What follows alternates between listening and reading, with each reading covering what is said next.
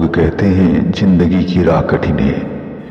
यह कठिन इसलिए है कि हम अपनी क्षमताओं को पहचानते ही नहीं, अपने आप से रूबरू होते ही नहीं। लक्ष्य की तलाश व तैयारी दोनों ही अधूरे मन से करती है। इसी कारण जीने की हर दिशा में हम औरों की मोहताज बने रहते हैं, औरों का हाथ थामते हैं, उनके पद चिन्ह खोजते हैं।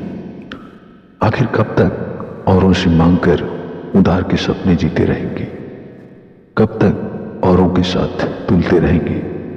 और कब तक बैसाखियों के सहारे मिलों की दूरी तय करती रहेंगी, यह जानते हुए कि बैसाखियां सिर्फ सहारा दे सकती हैं, गति नहीं दे सकती।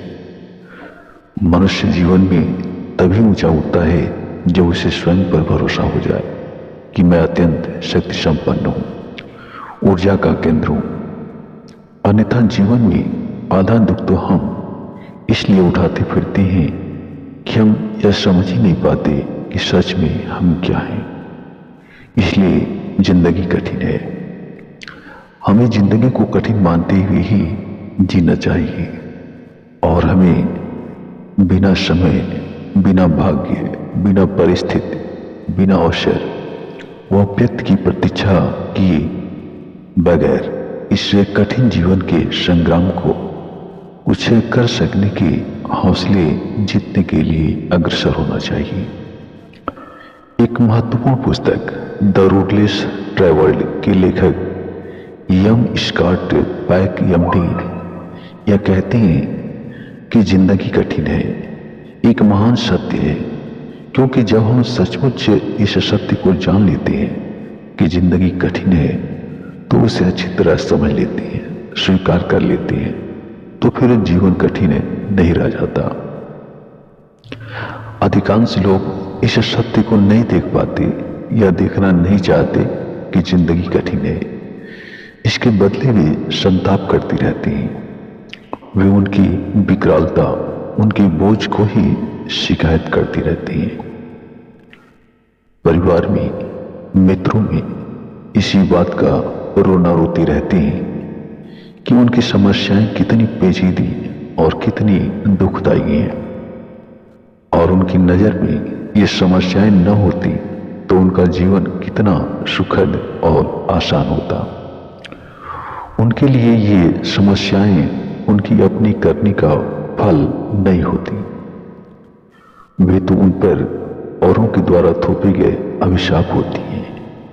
हमारा जीवन कठिन व दुखी इसलिए है कि समस्याओं का सामना करना, उन्हें सुलझाना हमारे लिए पीड़ादायक व कष्टदायक प्रक्रिया है। समस्याएं हमारे साथ क्या करती हैं? वे अपने स्वरूप के अनुसार या उनके प्रति हमारी अपनी दृष्टि के अनुसार हमारे मन में कभी निराशा व कभी अकेलापन का भाव बढ़ती हैं। कभी वे हमें व्यथा को जन्म देती हैं और कभी अपराध बोध की भावना को, या फिर कभी खेद को, कभी क्रोध को और कभी भय को उत्पन्न करती हैं। और विभिन्न प्रसंगों, घटनाओं, संघर्षों या मतभेदों के कारण जन्मी इसी पीड़ा को सामान्यतः हम समस्या मानते हैं। जिंदगी सिर्फ फूलों से भरा ही रास्ता नहीं है, वह तो ऐसी समस्याओं की कांटों से पग पग भरा है। इसलिए जिंदगी सदैव कठिन ही होती है, कांटों से भरी होती है, लेकिन इसके साथ ही साथ यह कभी फूलों से भी भरी हो सकती है। इन्हीं समस्याओं से भरी चुनौतियों का सामना करने तथा उन्हें सुलझाने में जीवन का अपना अर्थ छिपा हुआ है। समस्याएं तो एक दो धार वाली तलवार के समान होती हैं। समस्याएं हमारे साहस, हमारी बुद्धिमत्ता को ललकारती हैं, और दूसरे शब्दों में कहा जाए तो वे हमारे अंदर साहस व बुद्धिमानी का सृजन भी करती हैं। मनुष्य की तमाम प्रगति, उनकी सारी उपलब्धियों के मूल में समस्याएं तो हैं। यदि जीवन में समस्याएं नहीं हो तो शायद हमारा जीवन निराश ही नहीं, जड़ भी हो जाता है। प्रख्यात लेखक फ्रैंकलिन ने कहा था कि जो बात हमें पीड़ा पहुंचाती है वही हमें सिखाती भी है। और इसीलिए समझदार लोग समस्याओं से डरते नहीं, उनसे दूर नहीं भागते, बल्कि वे समस्याओं के प्रति भी सकारात्मक नजरिया विकसित करते हैं। अनिश्चितताओं और संभावनाओं की यह कशमकश जीवन भर चलती ही रहती है। जन्म, पढ़ाई, करियर, प्यार, शादी, चाहे कोई भी क्षेत्र हो, नई दिशा में कदम बढ़ाने से पहले कई सवाल खड़े होने लगते हैं। सब कुछ अनुकूल एवं परिपूर्ण होता है, तभी भी अनिश्चितताएं साथ नहीं छोड़ती। पर क्या हम काम करना छोड़ देते हैं? मोटिवेशनल स्पीकर टोनी रॉबिन्स कहते हैं, यही क्षण होते हैं जब कोई संभावनाओं की नई क्षितिज ढूंढ लेता है और कोई अपनी ही आशंकाओं में कैद होकर रह जाता है। कुछ तय व स्थिर न होना ही भौतिक और आत्मिक विस्तार की नई राहें खोल देता है। यही अनिश्चितताओं की खूबसूरती है। बाबा आमटे ने भी एक जगह लिखा है, समस्याओं को आगे बढ़कर गले लगाइए। उसी तरह गले लगाइए जैसे कोई युवा व्यक्ति बैल से डरकर भागता नहीं, बल्कि आगे बढ़कर उसके सींग पकड़ता है या उससे जूझता है, उस पर काबू करता है। हम स्वयं में ऐसा ही उत्साह, ऐसे ही ललक, ऐसी ही बुद्धि होनी चाहिए कि उन समस्याओं से जूझते रहें।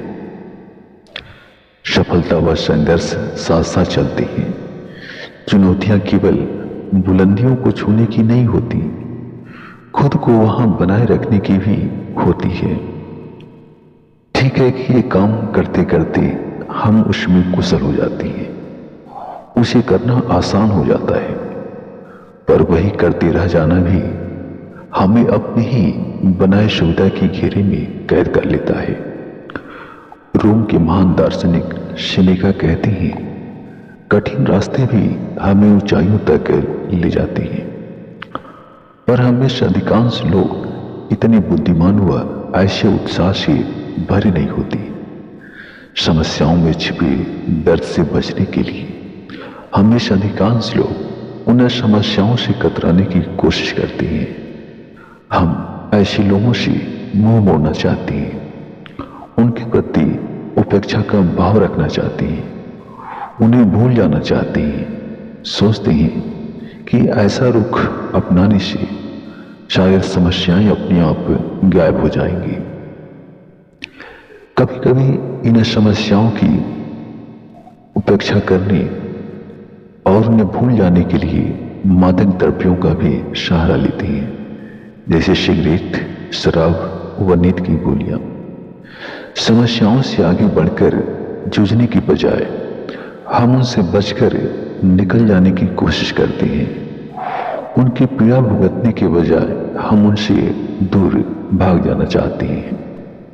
समस्याओं से कतराने तथा उनमें छिपी भावनात्मक व्यथा से बचकर निकल जाने की यह प्रवृत्ति ही मनुष्य के तमाम मानसिक रोगों का मूल कारण है। ऐसी प्रवृत्ति हम सभी में कम या अधिक मौजूद होती है और हम सभी मानसिक रुग्णता के शिकार हैं, चाहे वह कम हो या ज्यादा हो। इसी कारण हम मानसिक रूप से पूर्णतः स्वस्थ भी नहीं होते।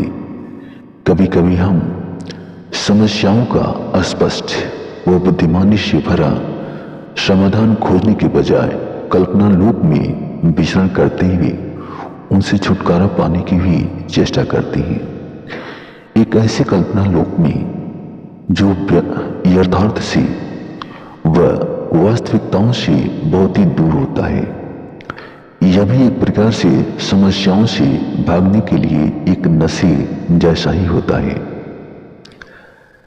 कल्पना लोक में विचरण करना भी मानसिक रोगों का सूत्रपात है और समस्याओं में अंतर्निहित पीड़ा से कहीं अधिक दुखदायी वह कहीं ज्यादा ही घातक भी होता है। अंग्रेजी में एक शब्द होता है न्यूरोसिस अर्थात स्नायु रोग। यह न्यूरोसिस स्वयं में एक बहुत बड़ी समस्या होती है। इलाज खुद और रोग बन जाता है। हमारा मानसिक विकास अवरुद्ध हो जाता है। दूसरे शब्दों में हम समस्याओं में छिपे दर्द से छुटकारा पाने के लिए जब समस्याओं से कतराते हैं तो हम अपने मानसिक विकास की राह में स्वयं ही रोड़ी डालते हैं। इसलिए जरूरी है कि हम स्वयं में और अपने बच्चों में मानसिक रूप से स्वस्थ रहने की आदत डालें। उन उपायों को खोजें जिनसे हम अपना यह लक्ष्य प्राप्त कर सकते हैं।